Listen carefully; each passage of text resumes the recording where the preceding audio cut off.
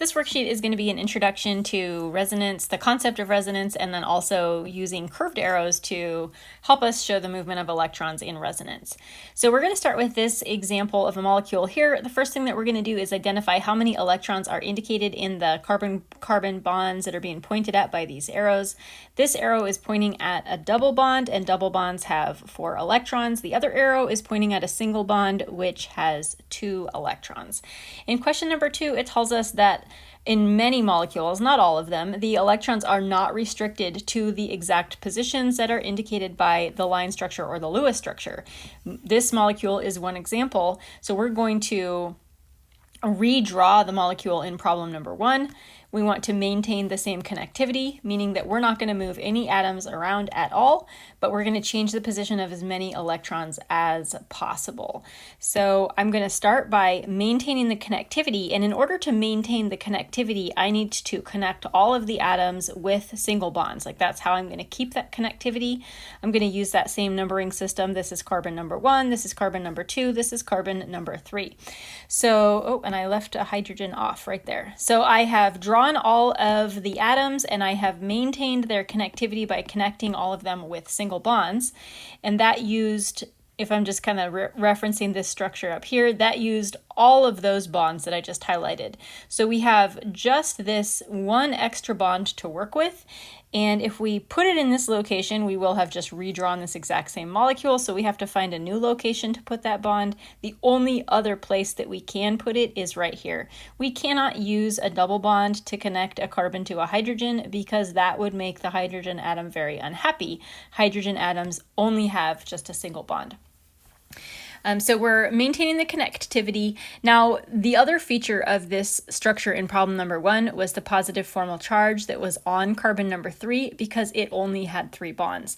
Carbon number 3 now has all 4 bonds, which means it doesn't have a formal charge anymore. However, carbon number 1 now only has 3 bonds, which means it has the positive formal charge. So not only did we move the location of the double bond, we also moved the location of the formal charge, which is very common. These 2 molecules, this one right here and the one that I drew, these are called resonance structures. Resonance structures are identical because they have the exact same connectivity, meaning that they have all of the atoms that are connected in the exact same order. So when I drew the molecule in problem number 2, I didn't move any of the atoms around. I didn't take a hydrogen and put it over here instead. I kept every single atom in the exact same spot, and that's a key point or a key part of resonance structures. Resonance structures are different in 1 or sometimes 2 ways, really kind of depends on the molecule. How are these molecules different from each other? These 2 molecules are different in terms of the location of the double bond, but if we want to speak more generically, because not all of them are going to have double bonds, we could say that they're different in terms of the location of the electrons. So maybe it's the location of a double bond, maybe it's the location of a triple bond, maybe it's the location of a lone pair. The other way that they're different is the location of formal charge. So we're going to say one way, we'll do the formal charge first because that's easier to write. The location of the formal charge is different.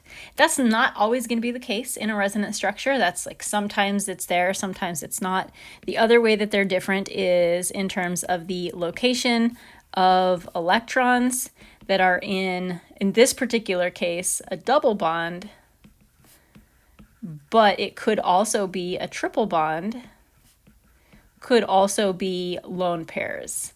The single bonds have to stay in the same spot because that's how we maintain connectivity, but the double bonds, triple bonds, or lone pairs might get mixed up. The resonance structures are drawn in series, separated by double-headed arrows contained in closed brackets. So we're going to draw those 2 resonance structures in these brackets. I just got to double check and make sure that I'm going to draw them in the correct order. So the first one had the double bond on the left-hand side and the formal charge on the right side, like that.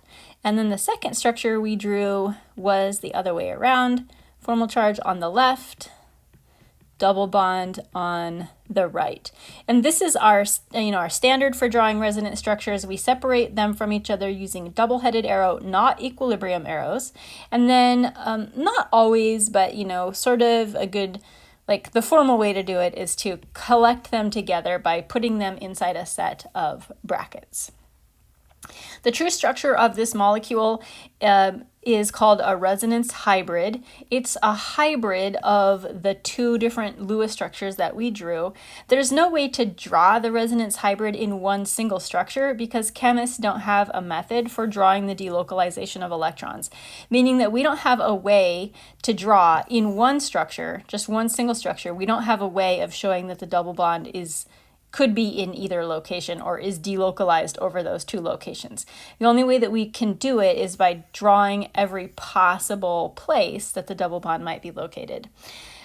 So we're going to describe the delocalization. The formal charge, let me put my numbers back on my carbons, 1, 2, 3. First, we're going to talk about the delocalization of the formal charge. The formal charge is delocalized between carbon number 3 and carbon number 1, meaning that in some versions of the molecule, it's on carbon number 3, and in other versions, it's on carbon number 1. The double bond is delocalized between the carbon 1, carbon 2 bond and also the carbon 2, carbon 3 bond. So that means, again, that in some versions of the molecule it's here, and other versions of the molecule it's here. Going back to the molecule in problem number 1, which is this molecule right here, so we don't have to flip back. Out of all the atoms in the molecule, which would you predict to be the most unstable? That's going to be carbon number 3. We've talked about this before. Atoms that have formal charges on them, that's indicating that it has an instability. Now look at the molecule in problem number 2. This is the molecule in problem number 2, which is the most unstable atom. That is carbon number 1. Resonance structures contribute to the overall stability of a molecule. So one of the ways that they do that is by delocalizing that positive charge and also sort of delocalizing the instability or the site of the instability in a molecule. Why does delocalization increase the stability of the atoms in the molecule? So if there wasn't resonance, like let's just say that this structure didn't exist, carbon number 3 would have to be the one bearing the formal charge 100% of the time, and it would be 100% of the time it would be the most unstable atom in the whole molecule. But because of resonance, carbon number 3 gets to take a break sometimes. So carbon number 3 doesn't have to always be super unstable, and it can share the instability with carbon number 1. And that concept of like sharing that formal charge, spreading out the instability, delocalization increases the stability of the atoms in the molecule because it spreads out, which also serves to lessen or minimize the unstable, I'm going to change that, the instability. I don't know how to spell instability. Instability spreads out and lessens the instability. The positive formal charges in this case, or in other examples, we'll see negative formal charges, things like that. Resonance structures can often be used to explain the reactivity of the molecule. Looking at the resonance structures in problem number 5, which atoms are the most reactive? That's going to be carbon number 3 and carbon number 1. This is something that we've talked about before. Wherever those formal charges are located, that's where the molecule is reactive. And so if we weren't thinking about resonance, we might just look at this molecule and think this is the only reactive atom in the molecule. And then we might be surprised when we find that carbon number 1 is actually also reactive. When we take resonance into consideration, that helps us be aware of the fact that there is more than one reactive atom in this molecule. And now we're going to introduce the concept of curved arrows. So when we're drawing a set of resonance structures, we use curved arrows to show how the electrons are moving around from one resonance structure to another. And curved arrow is literally an arrow with an arc. It doesn't have a particular rule in terms of how it's drawn. So curved arrows could be drawn literally in any direction and kind of with any degree of curve to them. The only rule is that they are not straight. They have to be curved. Curved arrows start at where the electrons are currently located, and they go to They point at the place that the electrons are going. So if we look at this example here, I'm going to kind of lengthen some of these bonds. If we look at this example, which is the molecule that we've been working with, if we wanted to add curved arrows to that, we would be adding curved arrows to the molecule on the left to show how it becomes the molecule on the right. And to do that, we know that the electrons in the double bond move from this location. So we want to start our curved arrow at the bond, and the electrons go over to the other carbon-carbon bond. So we want to draw a curved arrow that starts at this carbon-carbon bond and goes to the other carbon-carbon bond. Sometimes we might also draw curved arrows on the structure on the right to show the reaction happening in reverse, but that's not super conventional. So in that case, we might just draw the reversed curved arrow. We're going to practice this down here. Curved arrows, for some students, it's like super easy concept, but for other students, it's really challenging. The most important thing that you keep in mind is that curved arrows are showing the movement of electrons, showing where the electrons are going. So looking at this, we've got these two structures. We want to add curved arrows to the resonance structure on the left-hand side to show how it becomes the molecule on the right-hand side. We've got to add two curved arrows this time, two curved arrows to this structure. So basically what we're doing is looking for differences in the molecule. I can see that this portion of the molecule is not changing, which means I don't want to be putting any curved arrows around here. I can see that this portion of the molecule is changing. It looks like I'm changing from a double bond to a single bond, and it looks like I'm adding a lone pair onto the oxygen atom. So that's one of my curved arrows. It looks like the electrons in this double bond are being moved up onto the oxygen atom as a lone pair. So I want to start my curved arrow at the double bond, and then I want to show those electrons going up onto the oxygen atom as a lone pair. And here is another place where the electrons are changing in this molecule. I've got a lone pair on the carbon atom, and then it looks like it becomes a carbon-carbon double bond in this spot. So what I want to do is start at the lone pair and move those electrons into the spot to become the carbon-carbon double bond. And here's another set of resonance structures. So this time we're going to be adding a curved arrow, maybe more than one, to the structure on the left. And we're also going to need to add the formal charge to the structure on the right. So first thing we want to do is think about our curved arrows, like what is happening with this molecule. It looks like the change is taking place right here. This lone pair of electrons on the nitrogen, which is not there anymore, looks like it's becoming a double bond between the carbon and the nitrogen. So what I want to do is start my arrow at the double bond, and I want to move that into the carbon-nitrogen bond to show it becoming a double bond. And then we need to add a formal charge over here. So looking at our atoms, the hydrogens are always fine. The nitrogen, formal charge, nitrogen has 5 valence electrons. This nitrogen has 1, 2, 3, 4 bonds and 0 non-bonding electrons. So that's a formal charge of +1 right there. In the carbon atom, valence of 4, that carbon atom has 4 bonds, formal charge of 0. One kind of hint that I'm going to give you about formal charges with resonance structures is that the total formal charge, the sum of all the formal charge in every resonance structure should always be exactly the same. So if this resonance structure has a +1 charge, overall +1 charge, this one should also have overall a +1 charge. We're not changing the number of electrons in the molecule, we're just moving them around, and we're moving the formal charges around as well.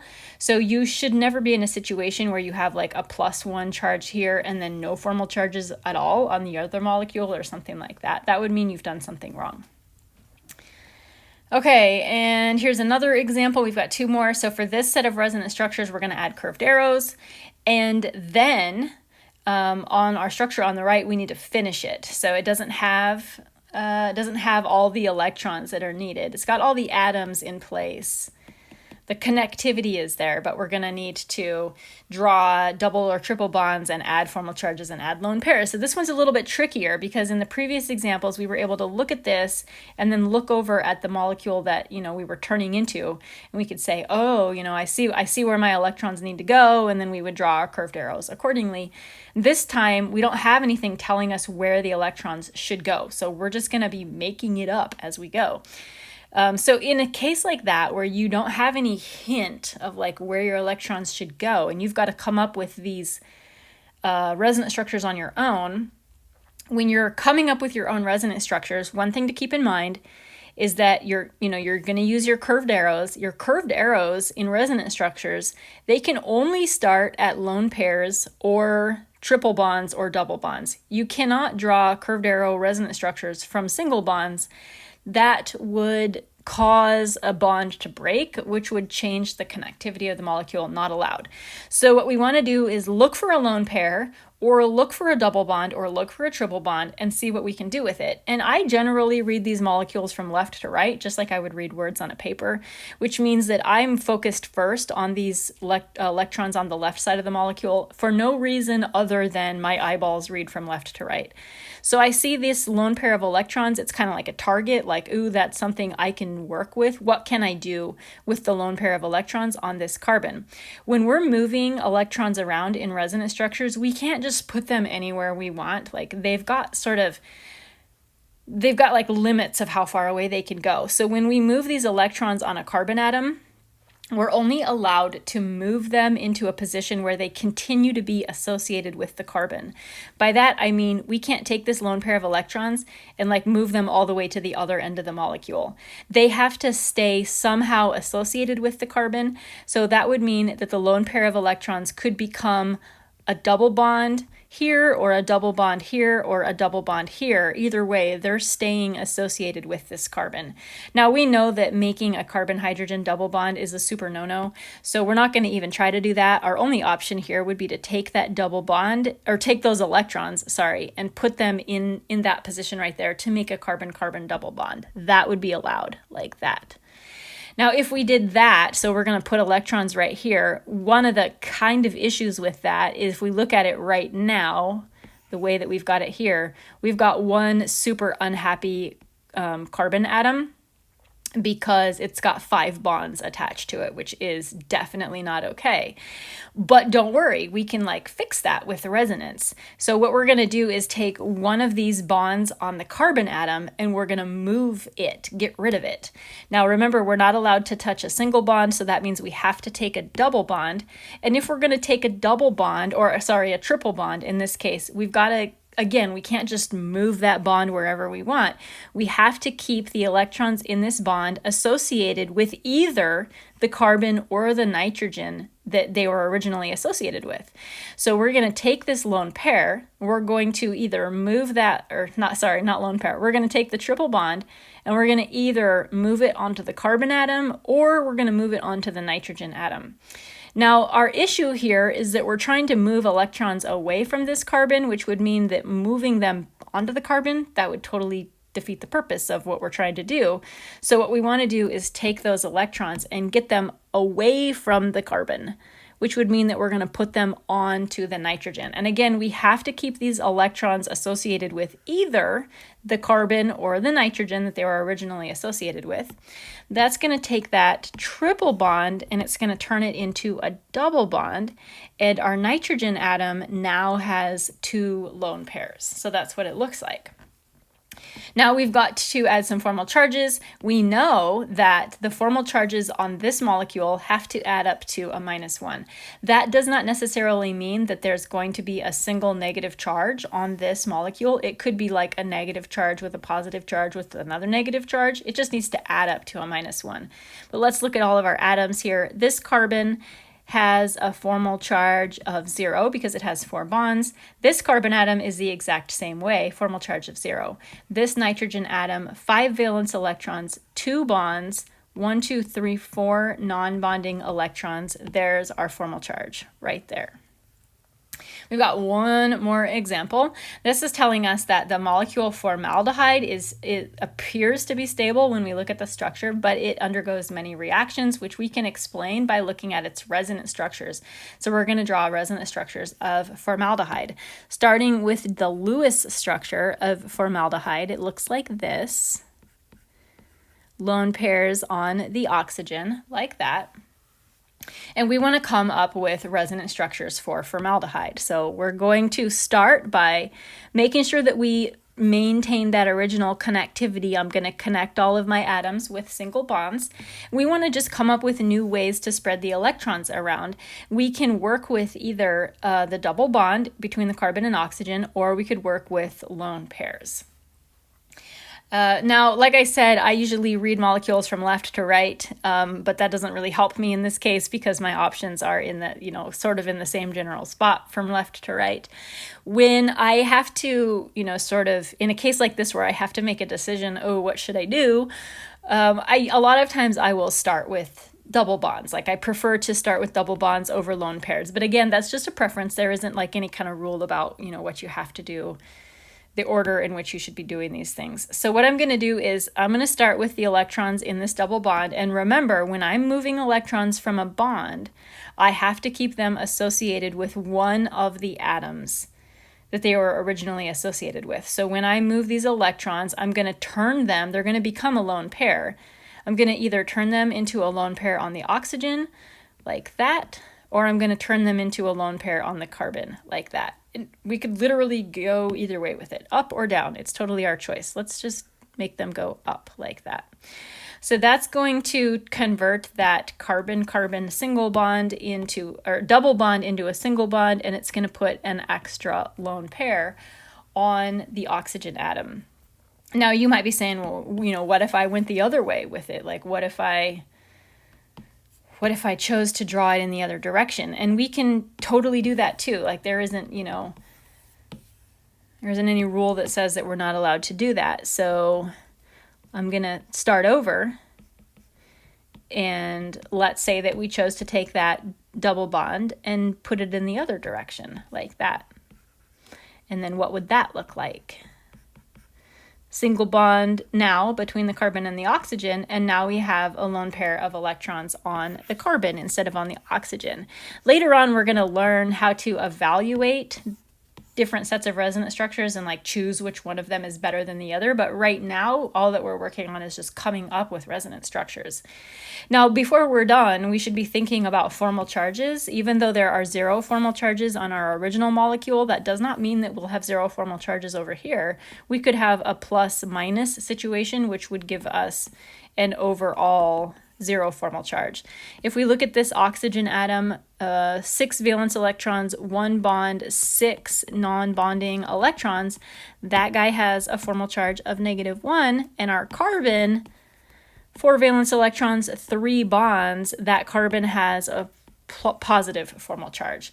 And this is how we can explain the reactivity of formaldehyde. Remember, that's kind of the whole point of this question. Even though it looks like all the atoms are happy, we can draw a resonance structure that shows us that we have reactive sites in the molecule. The question asks for like the most reactive atom in the molecule. We could talk about that in a bit too.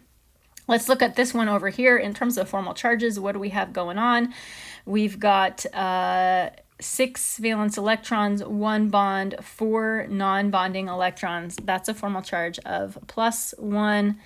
And then our carbon atom down here, 4 valence, 3 bonds, 2 non-bonding. That's a formal charge of -1.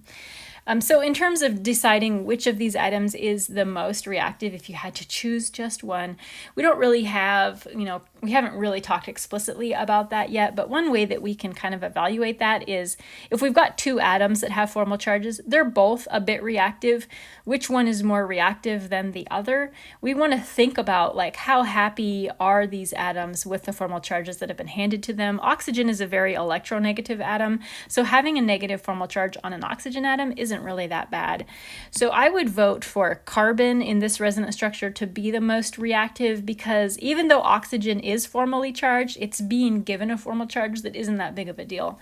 Now in this structure over here, which is the most reactive atom in this molecule, I'm going to vote for oxygen in this case, partly because like I was just saying, oxygen is electronegative, which means putting a formal charge on a positive formal charge on an oxygen is a super bad idea.